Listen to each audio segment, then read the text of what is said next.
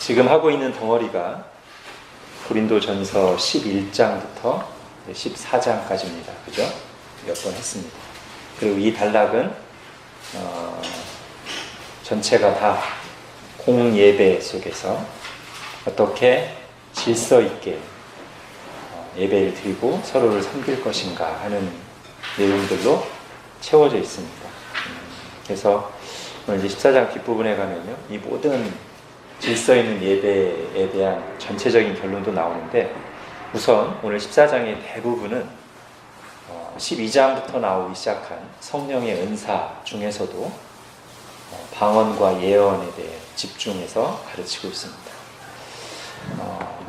100% 확실한 건 아니지만 짐작건데, 바울이 이 기회에 고린도서 12장부터 14장까지 성령의 은사에 대해서 쭉 얘기했지만, 결국 고린도 교회에서 제일 문제되고 있던 은사는 방언과 예언이 아니었겠는가, 그렇게 생각됩니다. 만약에 다른 은사들도 교회 안에서 무질서하게 사용되고 있었다면 바울이 다루었을 가능성이 많습니다. 근데 전혀 안 다루고 있고요, 앞에 그냥 목록으로만 나온 뒤에 실제로 두 은사에 집중해서 지면을 할애하고 있다는 것은 고린도 교회 안에서 이 두 은사가 특별히 사람들의 주된 관심사이자 하나님의 뜻에 맞게 제대로 사용되지 못하고 있는 부분이 있었을 것이다. 그래서 바울이 이 두 은사에 대해서 충분히 설명하면서 뒤로 가서는 어떻게 이 은사를 주신 하나님의 뜻에 맞게 질서 있게 덕을 세우게 잘 사용할 것인가, 이것을 다루고 있다, 그렇게 생각할 수 있겠습니다. 예. 자, 우선 방언에 대해서 하겠습니다.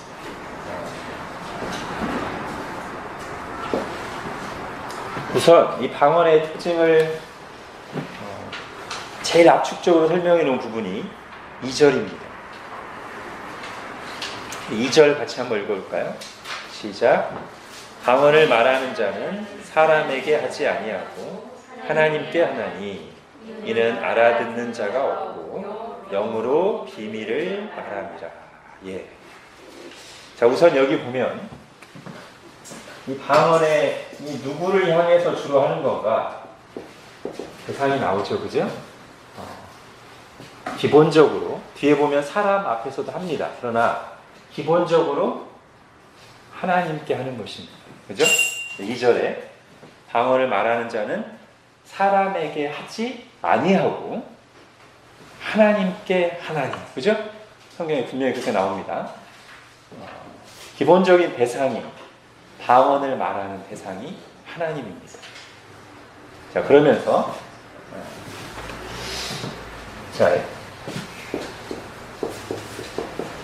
인식 여부라고 할까요? 이것은 알아듣는 자가 없다, 알아들을 수 없는 언어에. 그런데 단서가 있죠? 통역이 없으면, 그러니까 외국어랑 비슷하다고 보시면 돼요. 이게 이 방언에 대해서 여러 의견들이 있기 때문에, 그리고 저는 지금까지 취해왔던 입장대로 어느 한쪽을 단정적으로 말하기보다 아닌 것만 좀 걸러내는 식으로 얘기하겠습니다. 오늘도 방언에 대해서 기본적으로 사도행전 2장에 나온 것처럼 외국어다 라고 확언해서 주장하는 사람들도 있고 아닌 사람들도 있는데요, 저는 외국어라고 단정할 수 있는지 잘 모르겠습니다. 사도행전 2장만 보고 방언을 외국어라고 단정하기는 충분하지 않아 보입니다. 제가 볼 때는. 그렇다고 해서 또 어느 누가 책을 쓴 것처럼 하늘의 언어냐, 그렇게까지 말하고 싶지도 않습니다.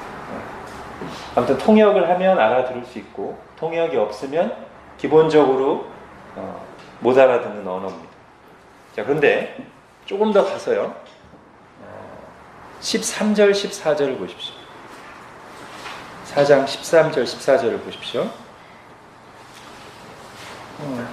방언을 말하는 자는 통역하기를 기도할지니, 즉 방언의, 이렇게 풀어서 말할 수 있겠죠. 방언의 은사를 받은 사람은 통역의 은사도 하나님께 구할지니, 이거예요. 그 이유가 나오는데 14절에 내가 만일 방언으로 기도하면 나의 영이 기도하거니와. 자, 뒤에 나오는 영으로 기도하고 영으로 찬송하는 게 여기 나온 대로 하면 방언으로 기도하는 것을 그렇게 표현한 겁니다. 자, 방언으로 기도하면 나의 영이 기도하거니와 나의 마음은 열매를 맺지 못하리라. 여기서 우리가 알 수 있는 내용이 뭐냐면, 방언은 통역에 있기 전까지는, 통역의 은사가 있기 전까지는 다른 사람도 못 알아들을 뿐 아니라 방언을 하는 자기 자신도 못 알아요. 그렇죠? 지금 우리가 쭉 읽으면 그런 내용입니다. 방언을 하는 사람 통역을 구해야 돼요. 왜냐하면 자기가 방언을 할 수 있어요. 은사를 받으면. 영어로 하는 거예요. 근데 마음으로는 그 뜻을 몰라요. 자기가 하면서도. 자, 인식 여부 알아들을 수 없어요. 통역이 없으면. 심지어 누구도 방언을 하는 자기 자신도 몰라요. 자, 그 다음에 2절을 다시 가면, 영으로 비밀을 말하니라, 이렇게 되어 있습니다. 기본적으로. 다시 한번, 방언은 영으로 말함이에요. 그죠? 자기가 자기 이성으로, 자기 지성으로 이렇게 말하는 게 아니고요, 성령에 이끌려서 말한다는 뜻 같아요. 근데 비밀을 말하는 건데, 그 비밀에 대해서는 일단 좀 그냥 뒤로 밀어두고요. 크게 여기서 해석에 영향을 미치는 건 아니기 때문에. 자, 한 가지만 더 보겠습니다. 이 방언의 용도 내지는 내용인데요. 자, 요거에 힌트를 주는 부분이 15절, 16절 한번 보십시오. 14절부터 16절 보십시오. 자, 14절부터 16절 보면 어느 정도 방언의 용도를 우리가 추측할 수 있습니다. 14절, 내가 만일 방언으로 뭐 하면? 기도에, 우선 가장 분명하게 나오는 단어가 이 단어입니다. 방언으로 기도하는. 방언 기도죠. 그죠? 자, 근데 그 다음에 잘 보면요, 제가 아까 말씀드린 것처럼 방언으로 기도하면 나의 영이 기도하거니와 했으니까, 여기도 방언이 영으로 말함이라고 했으니까 이제 15절, 16절에 나오는 영으로 한다는 게 다 방언으로 하는 겁니다. 15절에 내가 영으로 기도하고 또 마음으로 기도하며, 영어로 기도한대. 다시 한번 방언으로 기도한다는 얘기가 나왔습니다.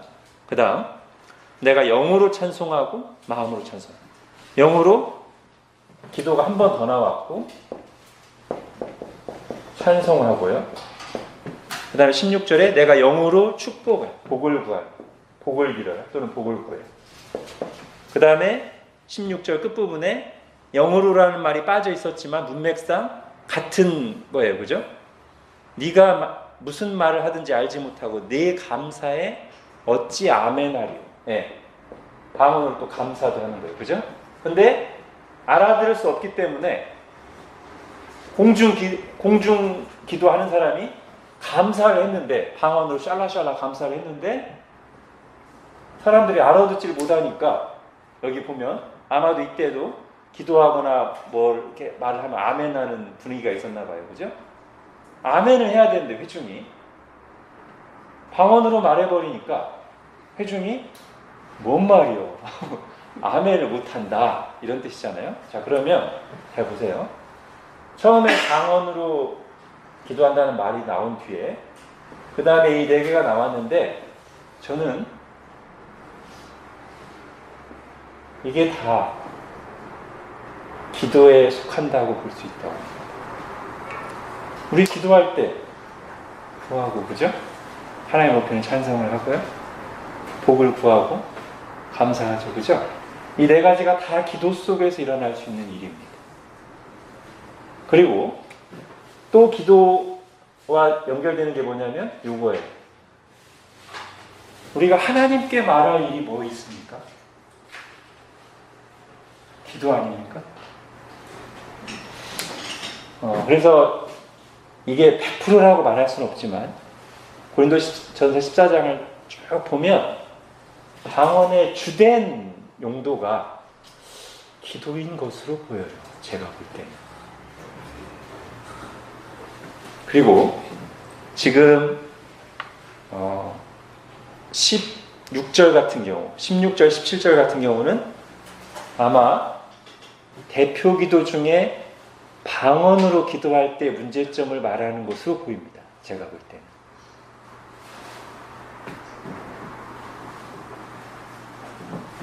대표 기도를 시켰는데 하다가 방언으로 하면 본인은 기도 잘했다고 하는데 다른 사람들이 어떻게 그 기도에 동참하며 아멘으로 화답할 수 있겠는가, 이런 거죠. 자, 그래서 일단 이게 뭐 전부 다는 아니라고 제가 다시 한번 말씀드리지만 전체적인 흐름이 방언은 주로 기도의 용도가 큰 것 같아요. 자, 그러면서 한두 가지 좀 질문을 하고 가겠습니다. 자, 사도행전 2장에 나오는 방언과 사도행전 2장은 우리가 잘 아는 오순절날 교회에 구속사적으로 아주 특별한 사건인 성령께서 임하신 사건이죠. 그리고 그때 아주 두드러지게 나타난 눈에 보이는 현상 중에 하나가 그때 성령을 받은 사람들이 방언을 말했다는 것입니다. 자, 사도행전 2장에 나오는 방언과 지금 여기서 살펴보는 여기 나오는 방언이 같은 것인가 하는 질문이 우리가 방언 논의를 할 때마다 종종 다루어지는 내용입니다.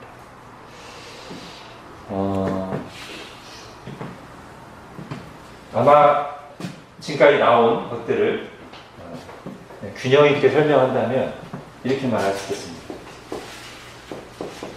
본질적으로 같다. 본질적으로 같아요. 어떤 면이냐면 성령께서 임하셔서 은사로 주신 거라는 점에서, 그리고 사도행전 2장에도 보면 이 사람들이 방언을 얘기할 때 성령이 말하게 하심을 따라 말했던 겁니다. 물론 무아지경은 아닙니다. 완전히 막 눈이 뒤집혀서 뭐 하면서 말한 거 아니에요. 정신을 차리고 말했지만 그 말 자체는 자기가 생각해서 말한 것도 아니에요. 그렇다고. 성령님께서 그들을 강하게 주장하셔서 하나님의 큰 일을 말하게 하신 겁니다. 그들의 모든 걸 주장하셔서. 그런 점에서 같다는 거예요. 본질적으로. 성령께서 주신 은사하고 성령의 말하게 하심 따라 말하는 거예요. 그런데 분명히 구별되는 점이 있습니다. 지금 여기서 살펴본 거하고 사도행전 2장에 나오는 거하고는 하나하나가 거의 다 달라요. 여기서 분명히 바울이 방언은 사람에게 하지 않고 하나님께 한다고 했는데 사도행전 2장의 방언은 왜? 사람을 향한 선포예요. 하나님의 큰 일을 선포한 겁니다. 방언이. 더군다나 그것은 알아들을 수 없는 언어가 아니고 로마 각 지역에 흩어져 있는 디아스포라들, 여러 로마 지역에 자기들이 태어난 지역에 살고 있는 각 나라 외국어들로, 언어들로 그들이 알아듣게 말하는 거였어요. 그런 점에서 확실히 틀려요. 그리고 여기 나온 이런 게 아니죠. 용도가 이거랑 뭐 연결되는 건데 이런 용도가 아닙니다. 모여든 사람들에게 하나님의 큰 일을, 복음을 담대하게 알리는 거예요.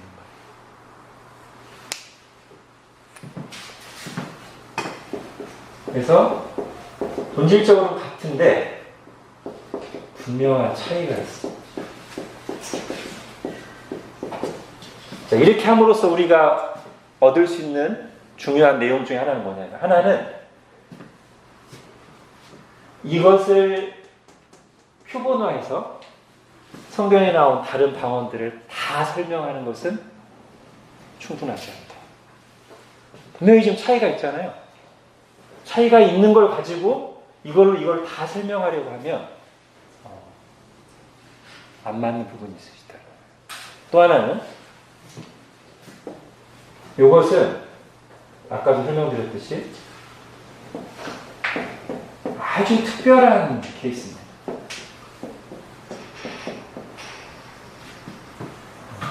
이날 일어날 일은 십자가, 부활, 오순절로 이어지는 구속사적으로 아주 특별한 사건이지, 그 이후에 계속해서 반복적으로 일어나는 그런 성격이라고 보기가 어려워요.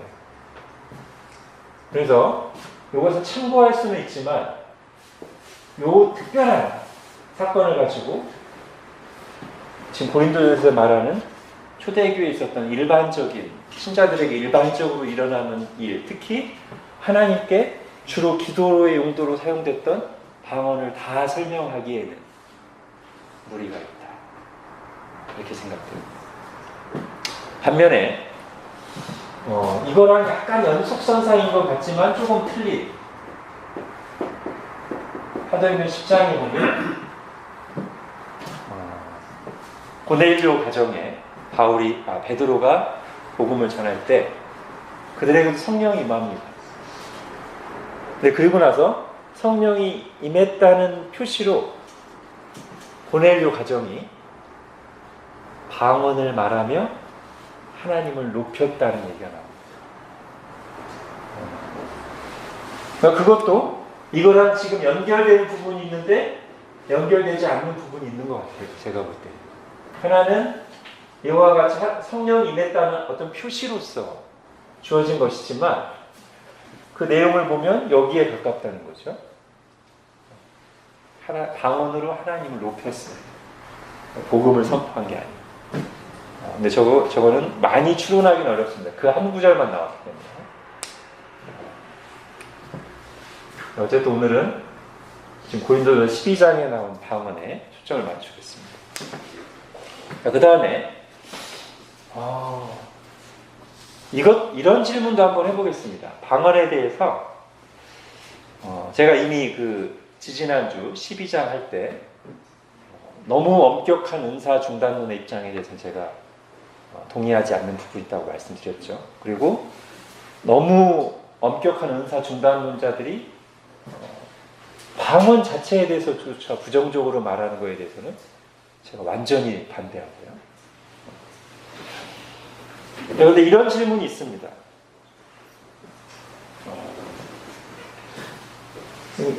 예를 들면 이 경우를 한번 생각해보세요. 아직 통역의 은사를 받기 전에 방언의 은사까지만 받은 케이스를 한번 생각해 볼까요? 그냥 이때 별 생각 없이 비판적으로 접근하면 자기도 알아들 수 없는 언어 뭘 필요 있어, 이렇게 말할 수 있죠? 그렇게 말하는 경우를 제가 많이 들었습니다. 근데 여러분, 그렇게 말할 때 조심해야 됩니다. 하나님이 통역의 은사를 주시기 전에 방언의 은사만 주신 사람들이 분명히 있었습니다. 근데 그때도 방언은 하나님이 주신 거룩한 선물입니다. 유익하게 하기 위해서 주신 은사예요. 그리고 그 방언 자체가 원래 이 형태로 주신 게 하나님의 뜻입니다. 알아들을 수 없는 언어로, 심지어 통역이 있기 전까지는 방언을 말하는 자신도 알아들을 수 없는 상태의 은사로 주신 게 하나님의 뜻이에요. 근데 그것에 대해서 자기가 이해할 수 없다고 해서 자기 이성을 쉽게 판단해서 자기도 알아듣는 성령은 뭐가 필요하다고. 괜히 부정적으로 폄하하지 않도록 조심해야 합니다. 그렇죠? 그럼 이 부분을 한번 생각하고 넘어가셔야 됩니다. 저는 방언의 적극 지지자 아닙니다. 아닌데 한쪽으로 너무 치우친 견해들이 있기 때문에 제가 균형을 잡으려고 말합니다. 하나님 주신 은사인데 은사 자체를 폄하하고 비판적으로 보면 안 되잖아요. 그리고 오히려 우리가 그렇게 잘 생각해 보면 그럼 애초에 방언 은사는 왜 주셨나에 대해서 좀 힌트를 얻게 됩니다. 방언이라는 것 자체가 말하는 사람 자신도 알아들을 수 없는 언어라면, 그리고 그 상태에서 영어로 말하는 것이라면 바로 이 속에 방언을 주신 이유 또는 방언이 가진 유익, 힌트가 들어있을 수 있다는 것이죠. 여기서부터는 조심스러운 추론입니다. 자, 아까 살펴본 것처럼 방언이 이런 용도가 많은 것처럼 보입니다. 그런데 우리가 기도할 때 늘 하나님 뜻에 맞게 기도하지 않잖아요. 로마서 8장에도 보면 우리가 마땅히 빌 바를 알지 못하나 성령이 말할 수 없는 탄식으로 우리를 위하여 친히 간구하신다고 하죠. 물론 그 구절이 방언을 가르친다고 말하는 건 아닙니다. 다만 거기서 힌트를 얻는 거예요. 힌트를 얻어서 왜 이런 은사가 필요했을까? 기도의 용도로 주로 쓰여지면서 말하는 사람 자신도 통역의 은사를 받기 전까지는 알 수 없는 하나님께 하는 말이 왜 필요한가? 저는 그냥 가장 가능성이 큰 추론은 바로 그 로마서 8장에 나오는 거와 연결되는 부분이라고 봐요. 마땅히 빌 바를 알지 못하는 거예요. 근데 그 기도가 지금 필요해요. 그때 이 방언을 가지고 성령님의 인도하심에 따라 지금 마땅히 드려야 될 기도를 드리게 하시는 용도가 아닐까, 추론이라고만 했습니다.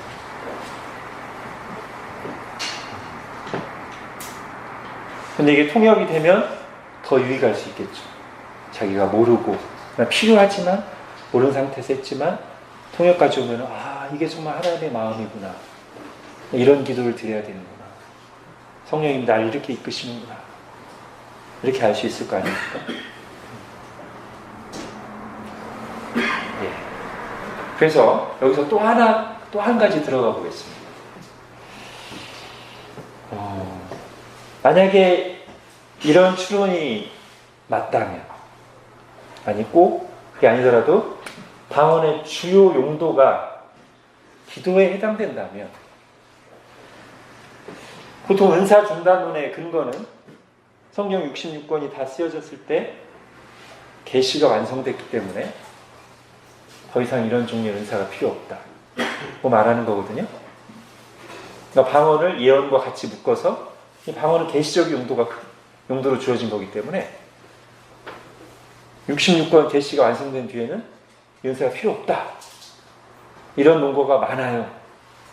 근데 만약에 방언을 이런 식으로 이해한다면, 제가 볼 때는 계시적인 용도 잘 못 찾겠거든요, 솔직히.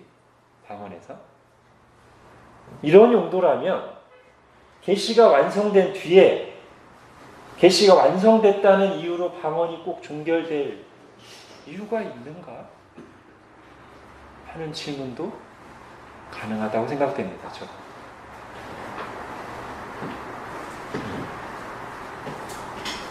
여기까지만 하겠습니다.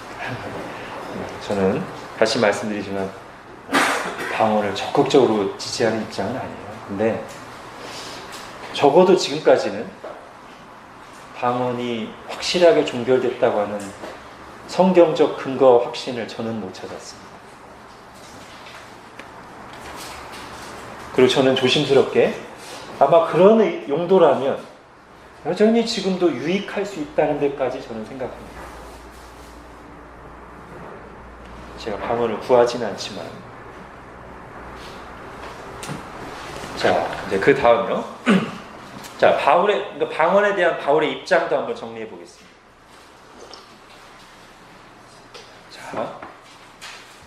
5절 5절 앞부분 나는 너희가 다 방언 말하기를 원한다.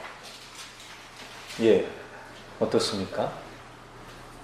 제가 2주 전에도 말씀드렸듯이 고린도서 14장에는 이 고린도서 앞에 다른 문제들을 다룰 때와 같은 은사에 대한 어떤 책망이 크게 없습니다. 가르치는 과정에서 비유적으로 애둘러서 분명히 이들에게 이 방언의 은사나 예언의 은사가 그렇게 질서 있고 바람직하게 사용되지 못한 측면이 있었던 건 맞아요. 그건 분명한 것 같아요. 그렇지만 그게 막 엄청 심각해서 바울이 지금 굉장히 심하게 책망하는 것을 찾을 수가 없습니다. 다만 잘 깨우치고 여러 비유를 들어서 방언과 은사를 질서 있게, 방언과 예언을 질서 있게 잘 사용하는 것이 지금 바울의 의도지 엄청나게 뭔가 잘못되고 있어서 심하게 책망하는 부분은 없어요. 오히려 편견을 버리고 본다면 5절에 나는 너희가 다 방언 말하기를 원한다. 예, 방언에 대해서 전혀 부정적이지 않죠. 또 15절도 다시 한번 가보십시오. 내가 영으로 기도하고는 방언으로 기도하는 거라고 했습니다. 방언으로 기도하고 또 마음으로 기도할 것이며 나는 방언으로 찬송하고 마음으로도 찬송하겠다. 이게 바울의 뜻입니다.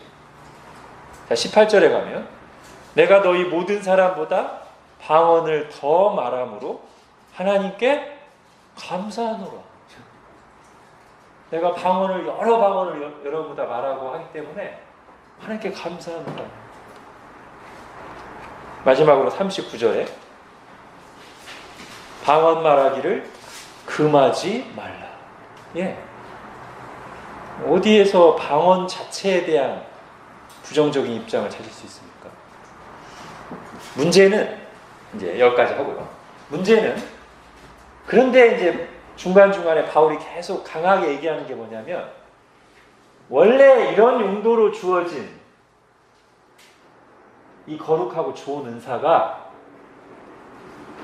자리를 이탈해서 잘못된 용도로 사용되는 순간 1번 전혀 유익하지 못할 뿐 아니라 2번 심지어 해롭기까지 할 수 있다. 이거는 바울이 분명히 말해요. 그러니까 구분해야 됩니다. 방언 자체에 대해서 바울이 한 번도 부정적으로 말한 게 없어요.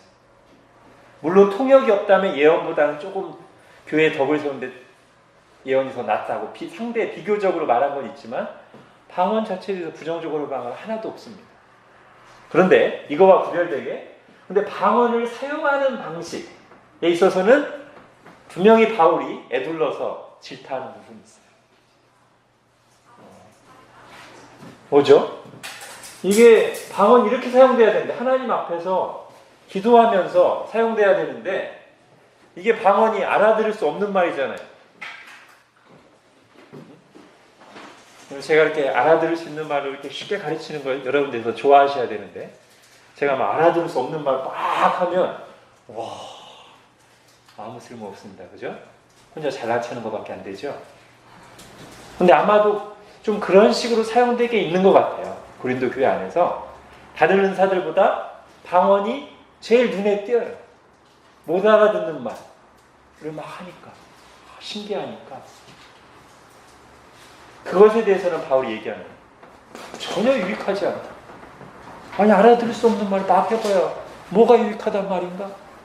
이 얘기를 바울이 이제 쭉 하는 거죠. 6절부터 내가 만약에 여러분에게 가서 방언으로만 말하고 계시나 지식이나 예언이나 이렇게 말씀을 잘 풀어 가르치는 걸 하지 않으면 여러분에게 뭐가 유익하겠는가? 거기서 비유를 듭니다. 필이나 검은고나 이런 악기들이 소리가 구별이 안 되면 분별이 안 되면 이게 악기의 역할을 제대로 하는 게 아니지 않느냐. 또 나팔이 분명한 소리를 내지 못하면 나갈 때와 물러설 때 전쟁에 유익을 줘야 되는데 공동체에 이 나팔 소리가 제대로 알아들을 수 없는 소리가 되면 나팔의 본래 용도로서는 아무 유익이 없다. 방언도 마찬가지예요. 아니, 알아들을 수 없는데, 통역도 없는데 사람들 앞에서 자랑하느라고 방언 막 얘기해봤자 혼자 잘난 척하는 것밖에 안 되지.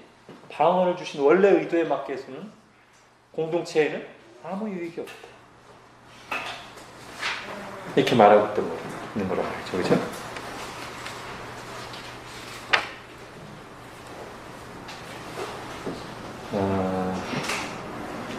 하나님께 주신 것은 그 자체는 좋은데 사람이 그것을 어떻게 받아서 사용하느냐에 따라서 정말 하나님 의도대로 좋은 열매를 맺을 수도 있고 오히려 유익이 안 되거나 해로울 수도 있어요. 그죠?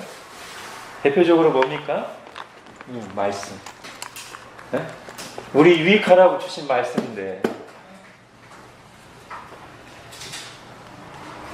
아무 생각 없이 읽으면 아무 유익이 없고요. 이게 이단들의 손에 넘어가서 엉뚱하게 해석되면 헤르키까지 하죠. 그죠? 그렇다고 해서 우리가 성경 자체를 이것 때문에 얼마나 많은 사람이 실족하고 넘어졌던가 없애버려야 돼. 이렇게 하지 않는단 말이에요. 그죠? 이거 자체는 하나님 주신 귀한 선물이에요. 그러니까 방언도 이렇게 잘못하는 것만 빼야지 방언 자체에 대해서는 조금도 부정적으로 볼 필요가 없다. 나중에 방언을 사용하는 원칙에 대해서 뒷부분에서 하겠습니다. 이제 예언을 보겠습니다. 자, 예언의 은사에 대해 말하고 있는 본문의 구절들을 정리해 보십시오. 이제 예언은 방언과 차이가 있는데 바로 그 방언과의 차이점 때문에 바울은 예언을 방언보다 더 높이 쳐주고 있습니다. 자, 예언에 대해서 말하는 것은 대표적으로 3절이죠. 우리 3절 같이 읽겠습니다. 시작. 예언하는 자는 사람에게 말하여 덕을 세우며 권면하며 위로하는 것이요. 예. 대상이 사람이에요. 예언. 그럼 용도가 뭐냐면 덕을 세우고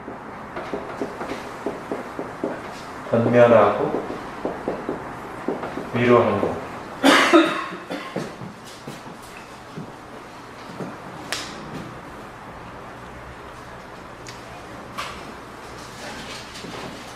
바로 이 점 때문에 바울은 통역이 동반되지 않는 방언보다 예언을 공동체를 세우는 일에 있어서는 예언이 더 낫다, 더 유익하다라고 말합니다. 자, 그러면서 우리 예언이 뭔가를 조금만 더 살펴보겠습니다. 제가 이제 지난번에도 말씀드렸듯이 어떤 분들은 예언을 또 너무 이 오늘날에만 맞게 해석해서 이 예언이 장래일을 말하는 것이 아니다라고 너무 단언하시는 분들이 있어요. 저는 반대합니다. 그러나 예언이 또 다 장래일만 말하는 거냐? 그건 또 아니고요. 선지자를 생각하면 됩니다. 구약의 선지자들. 그럼 예레미야나 이사야서를 한번 생각해 보십시오. 그들이 한 말이 뭡니까? 자기 동시대 사람들에게 하나님의 말씀을 받아서 전하는 거예요. 하나님의 계시를 받아서 전하는 거예요. 그 중에는 현재의 일을 그대로 책망하는 내용도 있고요. 그렇죠? 권면하고 위로하는 내용도 있고요. 예언하는, 장래일을 말하는 내용도 있습니다. 그걸 전부 다가 예언이에요. 그렇게 보는 게 맞을 것 같아요. 자, 우리 26절, 30절을 보면 좀 그런 부분에 대한 힌트를 찾을 수 있습니다. 26절을 보십시오.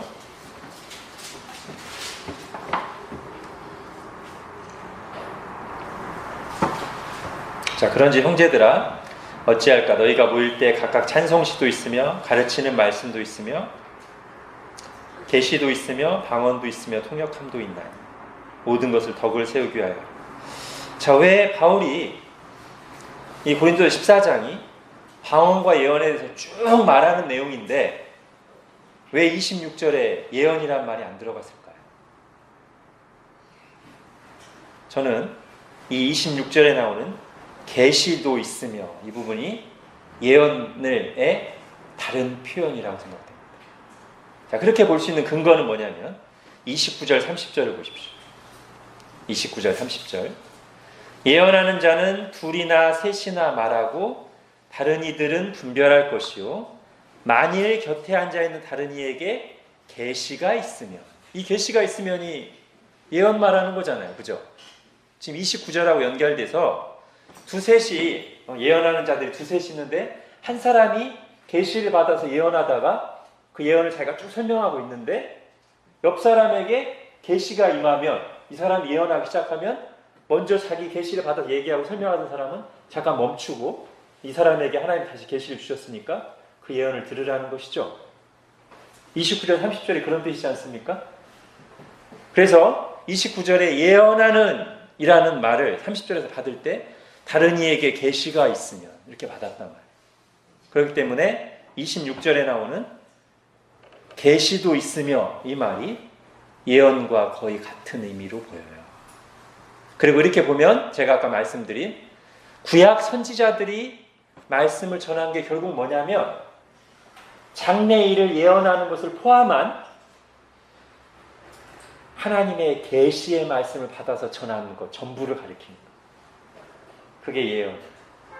하나님의 말씀을 받아서, 즉 계시를 받아서 전하는 것.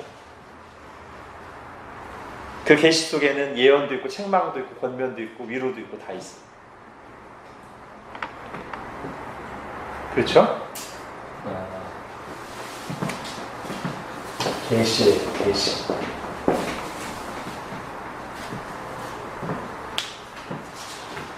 그래서 이 계시 예언은 보통 어떤 식으로 시작됩니까? 구약 선지자들이 여호와께서 이르시되 이렇게 시작되죠, 그죠?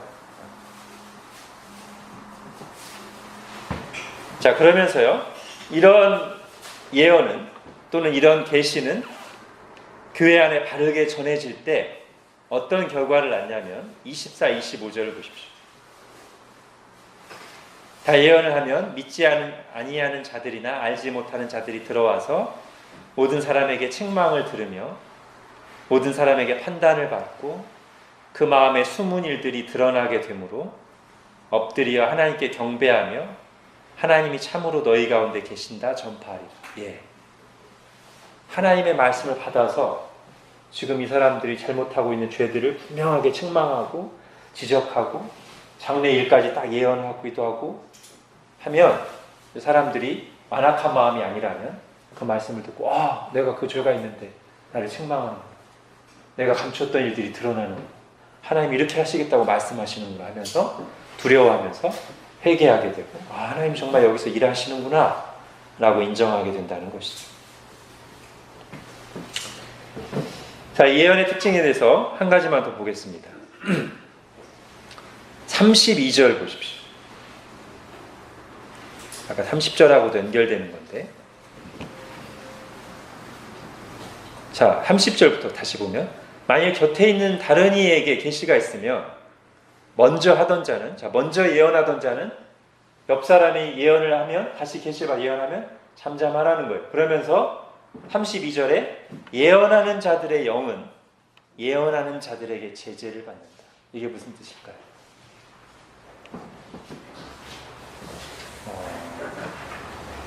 이게 아니라는 거예요. 나는 한번 예언이 임하면, 계시가 임하면 멈출 수가 없어. 통제가 안 돼. 이게 아니라는 거예요. 물론 자기가 생각해낸 말이 아니고 하나님으로부터 임한 계시지만 예언하는 자가 그것을 인식하고 해석하고 자기 말로 표현하는 것이지, 계시가 임하면 이렇게 막 자기 컨트롤할 수 없이 말하는 게 아니란 말이에요. 그렇기 때문에 내가 어떤 계시를 받아서 그것을 해석하고 설명하고 풀어주다가 옆 사람에게 다른 계시가 임하면 멈출 수 있다는 거예요. 내가 이미 하나님 말씀 전했고 그것에 대해서 보충 설명하고 해석을 하다가 옆에 계시가 임하면 멈출 수 있는 거예요. 이게 컨트롤할 수 없는 게 아니기 때문에. 그런 뜻입니다. 예언하는 자들의 영은 예언하는 자들에게 제재를 받아요. 그게 그렇게 가능하게 하신 이유는 하나님은 무질서의 하나님이 아니시오 오직 화평의 하나님이시기 때문입니다. 우리가 구약의 선지자들을 잘 봐도 구약의 선지자들이 분명히 하나님의 말씀을 받아 전하되 자기들의 감정, 생각이 들어가서 인격적으로 선포한 것이지, 그렇죠? 무아지경에서 한 게 아닙니다. 자, 우리 신약의 선지자들도 있죠. 대표적으로 신약에서 이 계시를 받아 전한, 예언을 전한 사람, 이름이 나온 사람은 아가보입니다. 그죠? 사도행전에 보면 아가보가 신약의 선지자인데 두 번 예언하는 장면이 나옵니다. 사도행전 11장하고 21장인데 11장에서는 아마도 회중 가운데서 모임을 하는 중에 일어나서 천하에 큰 흉년이 들 것이다 예언을 합니다.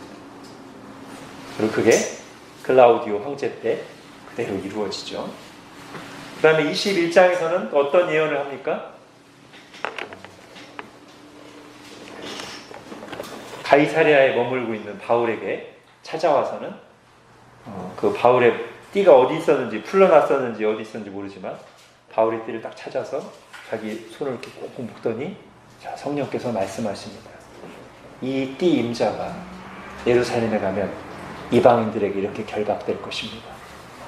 이렇게 예언을 한단 말이에요. 이게 내용은 다 하나님께 받아서 말하는 거지만 자기 생각과 의지가 다 들어가서 그렇게 하는 것이죠. 그렇죠?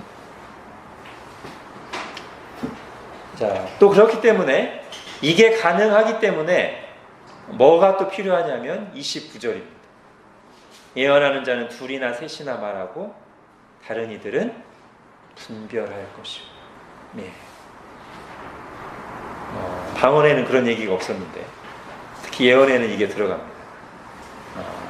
저 예언이 하나님으로부터 온 것인지 또는 저 예언을 받아 말하는 자가 자기 생각을 넣어서 하는 것인지 기록된 말씀에 맞는 것인지 분별하는 게 필요하죠.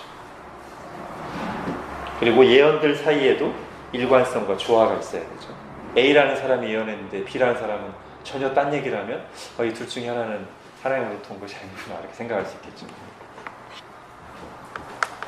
자, 예언에 대한 바울의 입장을 보겠습니다. 방언보다 훨씬 더 긍정적이고 적극적이죠.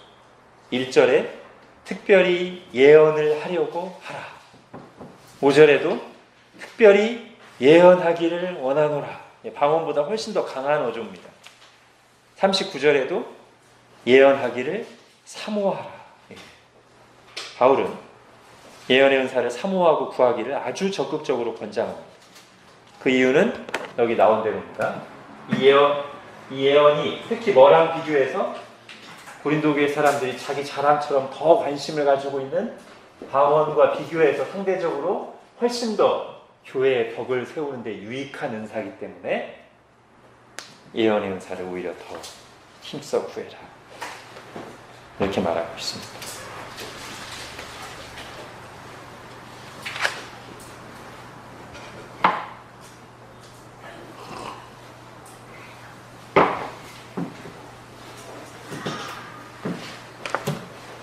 자, 2번으로 가겠습니다.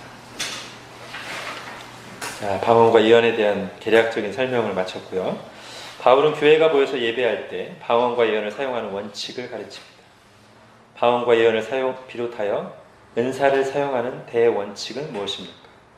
방언은 어떻게 사용되어야 합니까? 예언은 어떻게 사용되어야 합니까?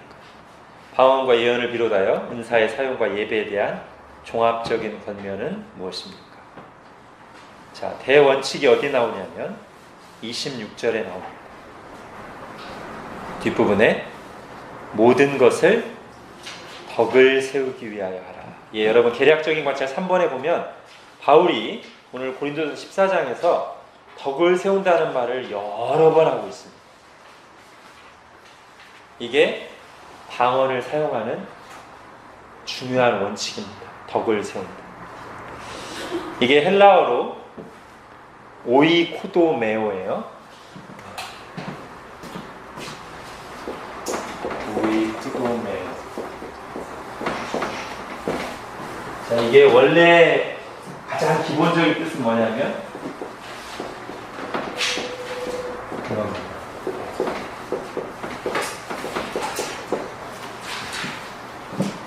세우다예요, 세우다. 주로 건물을 세우는 거겠죠. 자, 단어 뜻 자체는 저런데요. 자, 이 고린도전서 문맥 안에서 덕을 세운다는 의미가 가장 잘 드러나 있는 구절 한번 찾아보겠습니다. 10장입니다. 고린도전서 10장.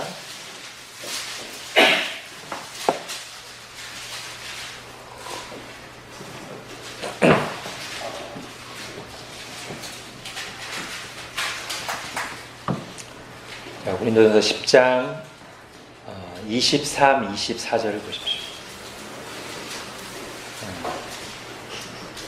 이것이 이제 바울이 고린도전서에서 말하는 덕을 세운다는 것의 의미를 가장 잘 나타내는 구절로 저는 여겨집니다. 같이 한번 읽겠습니다. 시작.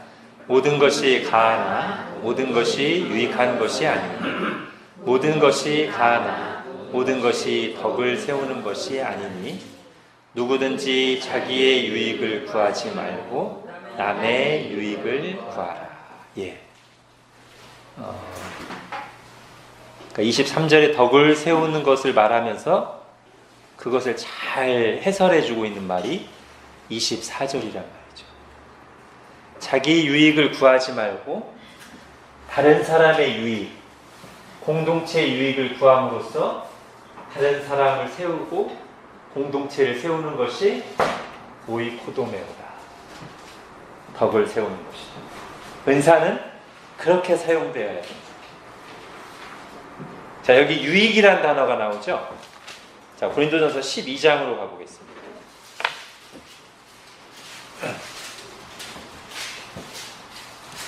자, 고린도전서 12장에 보면 은사를 주신 이유, 가장 분명한 뜻이 고린도전서 12장 7절에 나옵니다.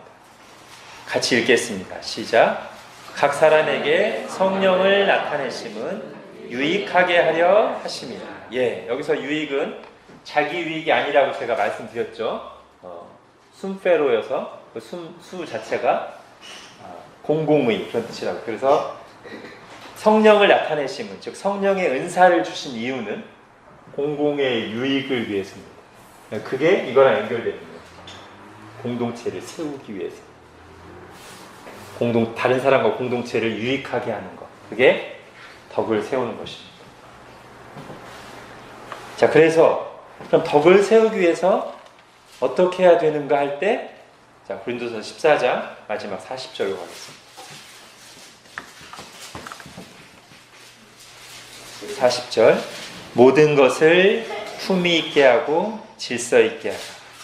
다른 대부분의 역본들은 모든 것을 적당하게 하고 질서 있게 하라.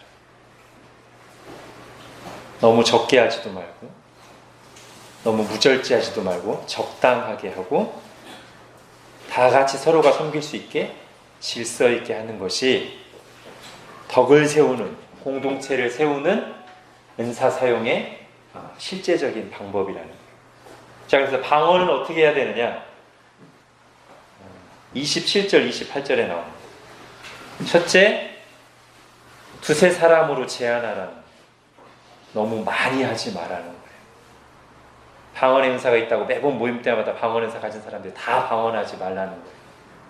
그리고 교회에서 방언을 말하면 주로 기도겠죠. 우리가 앞에서 이해한 대로 하면 통역을 하라는 거예요. 다른 사람들이 알아들을 수 있게. 그래야 덕을 세울 수 있으니까.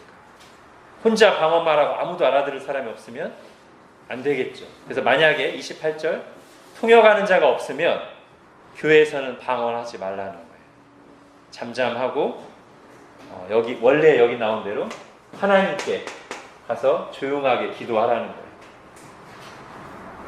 자, 이게 방언 사역의 원칙입니다. 제가 이거와 관련해서 여러분들도 아마 경험이 있으시는데 저도 여기에 딱 걸리는 경험이 있습니다. 제가 청년 때인지 청소년 때인지 제가 기억이 확실치 않은데 아무튼 교회를 갔는데 어떤 나이 드신 권사님 같아요. 대표 기도를 하셨습니다. 처음에는 알아들을 수 있는 말로 기도를 시작하셨는데 중간쯤 되니까 방언으로 기도하기 시작했어요. 샬라샬라. 한참을 하시더라고요. 눈물까지 막 흘리시면서. 근데 다른 사람은 알아듣지를 못하죠. 본인은 열심히 기도하는데. 그래서 제가 그때 신앙이 초보였기 때문에 굉장히 이상했습니다. 대표 기도하러 나오는데 갑자기 중간에 알아듣지 못하면 막 왈랄랄라 한 다음에 혼자 눈물 흘리고 들어가시니까 나중에 다른 사람들이 수군거리는 말을 들었습니다. 아, 그건 사람 대표 기도만 시키면 방언해. 근데도 또 계속 시킨단 말이에요. 뭔가 문제가 있는 것이죠, 그죠? 이게 지금 여기에 딱 걸리는 바울이 분명히 가르친 것을 어긋나게 행동하고 있는 대표적인 케이스죠. 그렇게 하지 말라고 지금 바울이 성경에 분명하게 써놨는데, 근데 왜 그분은 그렇게 할까요? 방언하는 자들의 영은 방언하는 자들에게 제재를 안 받기 때문에. 물론 너무 비판적으로 봐서는 안 되겠지만 거의 확실히 드러내기 위해서의 가능성이 아주 높습니다. 왜 공공기도를 하는데 중간에 방언을 합니까? 다른 사람들 못 알아듣는데. 그죠? 성경에 분명히 말하고 있죠. 그렇게 하면 안 된다고요. 27절, 28절뿐 아니라 16, 17절에서도 그 얘기입니다. 그죠? 네가 영으로 축복할 때 알지 못한 처지 있는 자가 네가 무슨 말을 하는지 알지 못하고 네 감사에 어찌 아멘하리요. 너는 감사를 잘하였으나 그러나 다른 사람은 덕세임을 받지 못하리라. 예, 여기에 다 걸리는 것입니다. 그리고 그렇게 은사를 사용하게 되면 이제 바울이 여기서 말한 이게 됩니다. 방언 자체는 문제가 없는데 그 사용하는 마음의 동기와 그 방식이 전혀 유익하지 않을 뿐 아니라 교회를 힘들게 만듭니다. 갈라디아에서 나온 표현으로 이렇게 말할 수도 있겠습니다. 이게 바로 뭐냐면 그런 식으로 사용하는 것이 영적인 것을 육적으로 사용하는 방식입니다. 이게 다 신령한 은사잖아요. 하나님이 신령한 걸 주셨는데 신령한 것을 자기의 육적 욕망을 위해서 사용하는 거니까 잘못 사용하는 것이죠. 자, 예언의 사용 수칙을 보겠습니다. 예언은 아까도 간략하게 했죠. 예언도 둘이나 셋이 말하고 다른 이들은 분별하고 만약 자기가 예언 받은 걸 말하고 해석하고 설명하고 권면하다가 옆 사람에게 또 계시가 임하면 다른 사람이 예언을 시작하면 자기는 멈추고 그래서 모든 하나님의 계시를 받은 사람들이 차례차례 모두가 다 교회를 위해서 충분하게 예언할 수 있다. 그게 예언을 사용하는 원칙이란 말이에요. 여러분 예언과 방언뿐이겠습니까? 이게 지금 11절부터 14절까지 11장부터 14장까지 예배의 맥락에서 질서 있는 예배라는 주제라고 했죠. 그래서 모든 것을 품있고 질서 있게 하라가 방언 예언도 포함되고 당연히 저는 11장에 나오는 뭐죠? 성찬 그 다음에 예배에서의 여자들의 의상 그 당시 문화 속에서 거기에도 다 적용될 수 있는 겁니다. 모든 것을 적당하게 하고 질서 있게 성찬도 질서 있게 하고 여러분이 어떤 외모 이런 것도 적절하게 그때 문화에 맞게 해야지 자기 혼자 자유롭다고 막 다른 사람들이 볼 때 화끈거리는 의상을 입고 온다든지 적응 안 되는 그런 행동을 계속하면 덕이 되지 않는 것이죠. 또는 뭐 헌신이나 이런 것도 마찬가지입니다. 저는 한번 필 받으면 절제가 안 돼요.